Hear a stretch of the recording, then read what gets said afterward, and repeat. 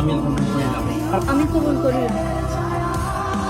আলহামদুলিল্লাহ, শত বাধা বিপত্তির পরও আমরা দুজন পূর্ণতা পেয়ে গেলাম। তো এই পূর্ণতার গল্পটা কেমন ছিল চলো সম্পূর্ণ ভিডিওতে দেখা যায়। বিয়ের আগের দিন রাত্রে সারা রাত ঘুম না হওয়াতে তারপরেও অনেক কষ্ট করে সকাল 5:30টার সময় ঘুম থেকে উঠে আমার ঘুম তো ভেঙে গেছে, কিন্তু মিষ্টি আমার সাথে আমাদের বাসায় ছিল। আর বেচারার ঘুম ভাঙাতে গিয়ে আমার অবস্থা খারাপ হয়ে গেছে। বেচারিকে অনেক কষ্ট করে ঘুম থেকে উঠিয়ে আমরা দুজন ফ্রেশ হয়ে খাওয়া দাওয়া করে এখন চলে যাব পার্লারের উদ্দেশ্যে। আমি যেহেতু পার্লার থেকে সাজবো তাই একটু সকাল সকালই বের হচ্ছিলাম। মনে এক বুক হতাশা আর অনেক বেশি আনন্দ নিয়ে চলে যাচ্ছিলাম পার্লারে।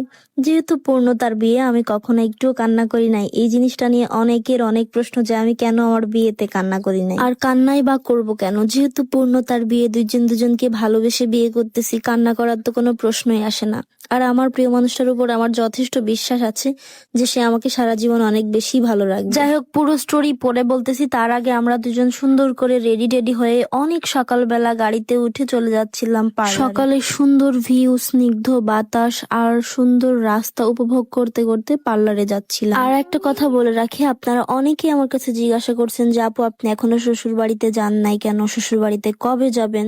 মেন কথা হচ্ছে আমাদের দুই ফ্যামিলি থেকে ঘরোয়া ভাবে বিয়ে হয়েছে।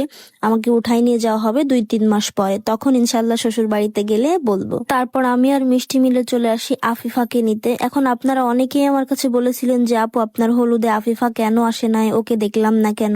মেন কথা হচ্ছে ওর এক্সাম ছিল, কিন্তু ও আমাদের সাথে দুষ্টামি করে পোস্ট করছিল যে ওকে নাকি আমরা দাওয়াত দেই নাই। এই নিয়েই হচ্ছে আমি ওকে বলছিলাম কি রে, বলে তোকে দাওয়াত দেই নাই তাহলে তুই কেন আমার বিয়েতে যাচ্ছিস। আমাদের বিয়েটা যেহেতু ঘরোয়া ভাবে হয়েছিল, সবাই বলেছিল যে পার্লার থেকে সাজার কোনো দরকার নাই, কিন্তু আমার হাজবেন্ডকে আমি জাস্ট আমার একবার ইচ্ছার কথা জানিয়েছিলাম যে আমার না অনেক শখ আমি আমার বিয়েতে পার্লারে সাজবো। তারপর আর কি, সে সবার সাথে এক প্রকার যুদ্ধ করে আমাকে পার্লারে দিয়ে পাঠাই সাজতে। বউ সাজবো আর চুলে একটা বড় গোলাপের খোপা থাকবে না, তা তো হয় না। এই জন্য আর কি আমরা সবাই মিলে প্রথমে চলে আসি ফুল কিনতে। গোলাপ কেনার পর আমরা তিনজন একটা রিক্সা নিয়ে চলে আসি আশরাফি আপুর পার্লারে। ঝিনাইদার মধ্যে অনেকেই হয়তো আশরাফি আপুর পার্লারটা চিনে। আমার আর আমার হাজবেন্ডের বাসার ডিস্টেন্স প্রায় 300 কিলো, তাই ভাবছিলাম একটু সকাল সকাল সাজলে আউটডোরে কিছু ফটোশুট করতে পারবো। আমাদের মধ্যে দূরত্ব এত থাকার পরেও সে সপ্তাহে অন্তত 2 থেকে 3 বার আসবেই আমাকে দেখতে।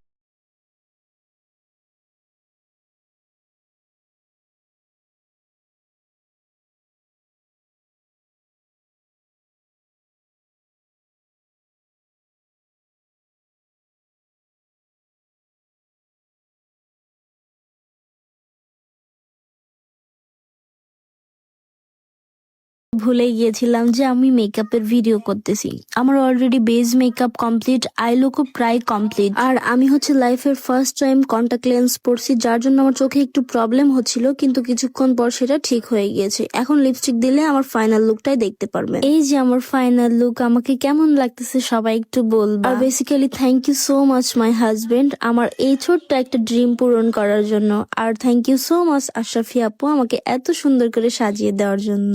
আমার সাজটা কিন্তু পার্সোনালি আমার অনেক পছন্দ হয়েছে। এরপর আমাকে শাড়ি পরানো হয়, হেয়ার স্টাইল করানো হয়। এরপর আমার হাজবেন্ড আমাকে অনেকবার কল দিছে, আমি শুধুমাত্র ইচ্ছা করে ধরি নাই যে এখন যদি আমার ফাইনাল লুক তুমি দেখে ফেলো তাহলে তো হইলই নাকি। কিন্তু দুঃখের বিষয় সে কোনো রিয়াকশন দিতে পারে নাই, কারণ তার পাশে অনেক সিনিয়র পার্সন ছিল। সে যেহেতু আমাদের বাসায় আসতেছিল এই জন্য। কিন্তু তার ফেস দেখে আমি বুঝতে পেরেছিলাম যে সে কতটা খুশি হয়েছে আমাকে দেখে। আর মনে মনে ভাবতেছিলাম যাক, অবশেষে আমি তোমার বউ হয়ে যাচ্ছি, আমাদের অপেক্ষার প্রহর শেষ হতে যাচ্ছে। আর একটা প্রশ্ন সবচেয়ে বেশি ছিল যে আপু তুমি তোমার বিয়ের জুয়েলারি গুলা কোথা থেকে নিয়েছো। এই জুয়েলারিটা তোমরা পেয়ে যাবে ফেসবুক পেজ ক্রাফটরা থেকে।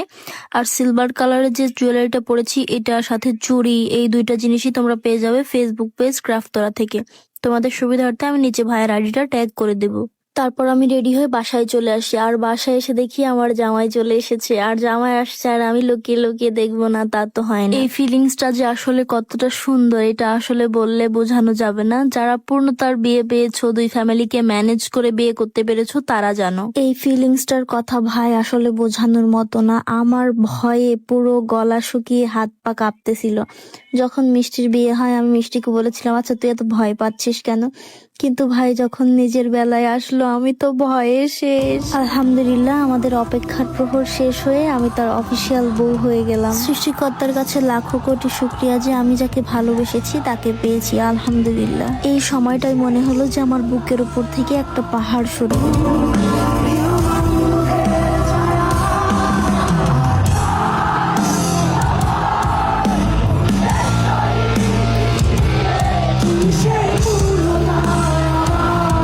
এরপর ওই পাশে আমার হাজবেন্ডকে বিয়ে পড়ানো হয়, কিন্তু বেচারা যে কি ভয় পাচ্ছিল, ও আমাকে পরে বলেছিল আমি কিন্তু খুব ভয় পেয়েছি।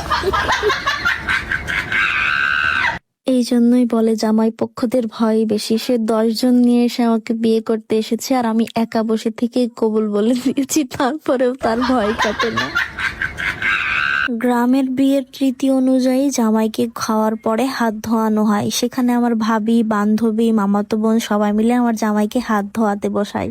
এরপর হচ্ছে রাপি ভাইয়েরা সবাই মিলে আমাদের বাসর ঘর সাজানো হয়। এখন তোমরা অনেকেই আমার কাছে বলেছো যে আপু তোমাদের বাসর ঘর তোমার বাসায় কেন সাজানো হয়েছে। মেন কথা হচ্ছে আমাদের দুজনের বিয়েটা ঘরোয়াভাবে 2 ফ্যামিলি মিলে হয়েছে। আমাকে এখনো উঠায় নিয়ে যায় নাই, যখন উঠায় নিয়ে যাবে তখন ইনশাল্লাহ ওইখানে বড় করে প্রোগ্রাম করা হবে। আর ভাইয়েরা, আমার ভাবিরা, বান্ধবীরা মিলে আমার জামাইয়ের পকেট পুরো ফাঁকা করে দিয়েছে, কারণ তার কাছে প্রতিটা পদক্ষেপে পদক্ষেপে টাকা নিয়েছে। আমাদের বাসর ঘর সাজানোর ফুল প্ল্যান ছিল আমার ভাবি আর আমার 2 বান্ধবীর। যাই হোক, thank you so much Mishti and Afifa, আর থ্যাংক ইউ সো মাচ ভাবি এত সুন্দর একটা মোমেন্ট ক্রিয়েট করে দেওয়ার জন্য। বিয়েটি শেষ করার পর আমি সব জুয়েলারি খুলতে যেয়ে ভাই চুলটা খুলতে যেয়ে আমার অবস্থা পুরো নাজেহাল হয়ে গিয়েছে, আপনারাই দেখেন। তারপর আমার হাজবেন্ড আমাকে এই সুন্দর রিংটা গিফট করে, যে রিংটা আমার অনেক পছন্দ হয়েছিল। Thank you so. সারা জীবন সুন্দরভাবে সংসার করতে পারি। আজকে ভিডিওটা এই পর্যন্ত। সবাই ভালো থাকবেন, সুস্থ থাকবেন। আল্লাহ হাফেজ। Thanks for watching.